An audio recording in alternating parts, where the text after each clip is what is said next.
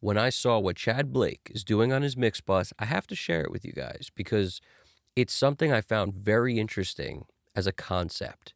It's not about his exact settings. It's also not about his exact plugins. I'm going to tell you what he's using, and I'm sure he's changing these things all the time. But on this particular mix, I'm going to tell you what he was using. And then I'm going to basically give you why I think it works so well. Now, first thing to note is everyone likes to work slightly differently. You should consider the fact that you may be working in some fashion that you could be actually doing better work if you changed your style of working. I, for a long time, did this brower eyes style. And then recently, I completely switched to basically how I used to mix, which is a much more straight ahead fashion of just send whatever you're sending directly to the mix bus pretty much. So like the tracks may fold into group buses, but then you go right to the mix bus. You're doing some processing on the tracks, but usually very basic processing, not a whole lot. In other words, in the Chad Blake session, he's using basically a channel strip, but for him, he was using a Neve 1081, and then he's using an LA3A on pretty much every channel. Some things got more stuff, like the lead vocals and the backgrounds got a little more stuff, particularly saturation plugins. He really likes the Devil Lock. And he also likes a lot of saturation plugins. That's the truth. So what he's doing on the mix bus is using many saturators and hitting all of them a little bit because it sounds completely different than hitting one hard. And you get a lot more out of it because every saturation plugin has a different thing to it. It has a different vibe to it. So let me show you in a session what he's doing. His first plugin. Now, keep in mind, it's not about the settings because on any given song, these things are all tweakable, and they should be. You should not be always looking to copy settings. You need to get a concept and then mess with it until you like the sound of it. Because if you don't like the sound of it, it doesn't matter if the whole world's using it. You probably don't want to use it or shouldn't. So here we go. The first concept. High pass filter, which I talked about yesterday, and he's rolling off everything south of like 28 hertz. I have it set at 30 on this mix I was working on, but 30 hertz on down, completely gone. And in this case, I used a 12 dB per octave filter. I don't want to say you should always use that because for years I used the SSL Fusion, which when set, when the high pass filter is set at 30 hertz, because it has 30, 50, I believe 70, 90. And when it's set at 30, it also gives you a little bit of a resonance. And I worked like that for a long time. And that set at 30 also has an 18 dB per octave slope. And realize that so much hardware out there has a fixed slope. So when we're working with plugins, we could control the, 12 dB per octave, 6 dB per octave, 18 dB. We could control it, but it's not a make it or break it type of situation because how many people have one piece of gear with one thing on it, and that's what they use most of the time, and you would never even question it if that's all you had was one thing. You would turn it on, see if you like the high-pass filter, turn it off, see if you don't. So you don't have to stress about these things. Honestly, 12 dB is the thing I use more often than the rest, but 18 dB, like I said, I used for years, and it was fine. 6 dB per octave also works sometimes too, and sometimes I take it off. So let's keep it moving. 12 dB per octave on this particular song. Then the Studer plugin, which, like I said, is a saturator, and it gives you that analog tape goodness. Now, depending on how hard you drive into this will determine how much you're going to get out in terms of saturation.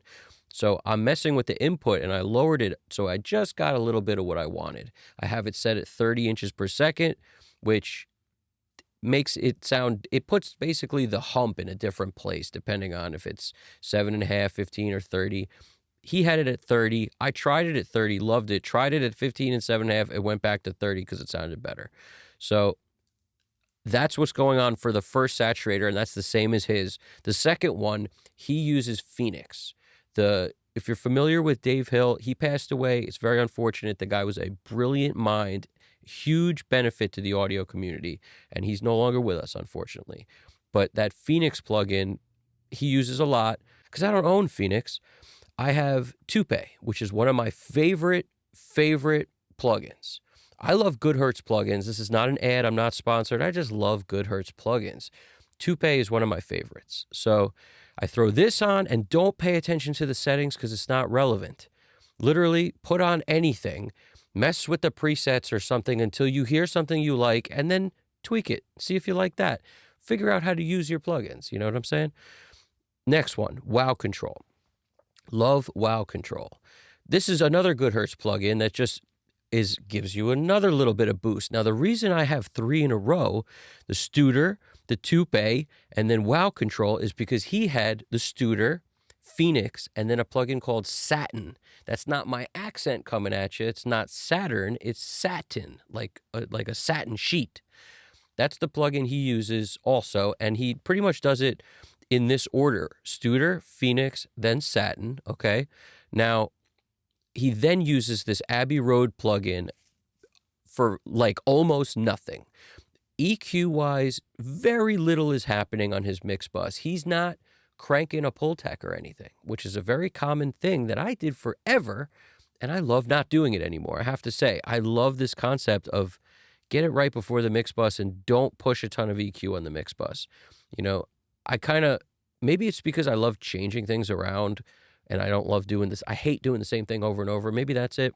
Or maybe it's the fact that that way of working is a way that kind of always made me kind of happy, kind of not. So when I started mixing this way recently, I was just in love with this concept of not bumping the smiley face on the mix bus. I hate the smiley face at the moment. So this kind of EQ is cool. You get to pick your frequency, you get to decide how wide it is, and you just have a few choices. It's not like you have a fully parametric situation and you could choose anything, you know, between all the numbers, you know, 51, 52, 53, 54. It ain't like that. You get to pick in chunks. And it's very basic, easy to use EQ, and it has a cool flavor. So it's, what is it? Abbey Road RS56. I'm using it for almost nothing. Also, like on the mix here, that it was like 1.8 of a blunt boost around 4K, and that's it. Everything else is on zeros. So, you know, and the output's just set at 0. So that's his, after his 3 saturators, he's got an EQ doing almost nothing. Now, that's the EQ he uses too, by the way, okay? Now, the next thing, Metaflanger. It's bypassed in his session, so he's not using it on this specific song that I saw. There's a magic to this plugin that may be some weirdness in the coding or how it was written. It could be fooling me and just doing something with the volume. I won't say that that's not possible, but when the mix is set to 0, this Metaflanger thing does this cool thing that just thickens it up. This is how you test stuff, and this is what I did. I closed my eyes, I hit the click, you know, I put my mouse over the bypass button right over here, and then I literally close my eyes and just click, click, click, click, until I lose track of whether it's bypassed or not. Then I keep my eyes closed. I don't see if it's bypassed or not, and I just go better, worse, better, worse. I flip back and forth. That's usually what I do. I just do it a bunch of times to make sure I really do like it. And I didn't put up any kind of analyzer to see if it's a little louder, if it's doing anything or nothing at all. So it might be doing nothing. It's possible. But all I know is it sounds really good. A little bit thicker. Now, this is the point. It does like nothing by itself. But once you have the Studer, the Toupee, the Wow Control, and then this thing, interesting. Also, I thought about this. It's possible he has it in there to do kind of like a Tom Lord Alge thing that Tom Lord Alge did on the Sum 41 track, where you might want to send the entire mix through a flanger for an effect and automate it on or off. That could be why it's there. Or it's there because he also likes the fact that it has a sound when the mix is on 0, and, you know, everything's pretty much on 0. Feedback is on 0. The delay is 1.3. I mean, like, I don't know if any of this stuff has any. All I know is I turned it on and off, and I kind of liked it. So I didn't stress on it. I just moved on. Now, next thing, Master Desk. Master Desk has a sound. It has a sound specifically because the widener sounds unique, and I like it. Basically widening, he wasn't widening this much, but I'm widening at 43%, and then mono maker at 63 hertz.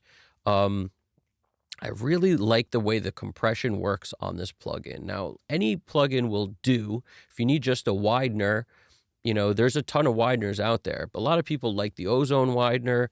There's the SSL Fusion. If you have the widener that's part of that, that's pretty good.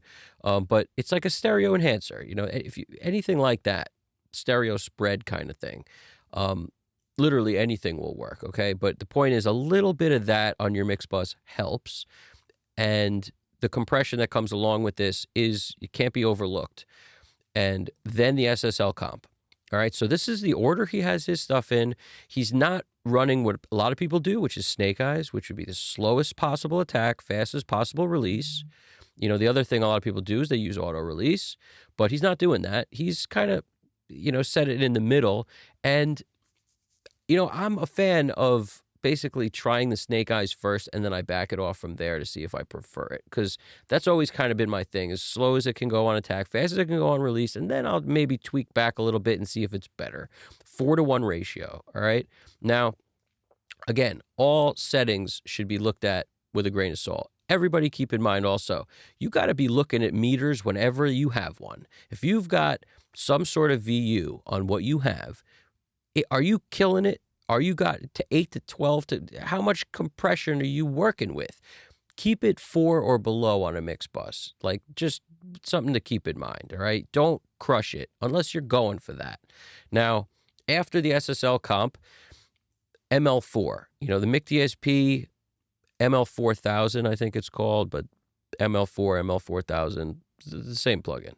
So this thing right here has a sound. It's a very aggressive compressor, or limiter in this case, multi-band limiter. Very aggressive, has a vibe to it, just like the saturation has vibes to it. This is built-in vibe on the compression. Now, what I noticed is, sometimes he's bypassing the SSL comp, but he's never really bypassing the ML4. That stays on all the time pretty much, and the master desk stays on all the time. The meta flanger comes on and off if he wants it or not, and those 3 saturators pretty much live on. All right, so and the order matters. All right, so the high pass filter is killing the bottom, then he's got the 3 saturators, then a little EQ, then this meta flanger thing, but that's bypassed. Okay, sometimes. Then my master desk. Okay, then SSL comp, then ML4, then his last plugin. He has the inflator, and it's bypassed. But what I'm doing is I have gold clip because I really like the sound of gold clip. So I don't particularly love the inflator, and I own it, and I've used it, but I like gold clip a little better, just in terms of what it offers in terms of the sound. Now, I'm never usually hitting this stuff too hard, but this is now my new mix bus. And I have to say, the results were pretty awesome.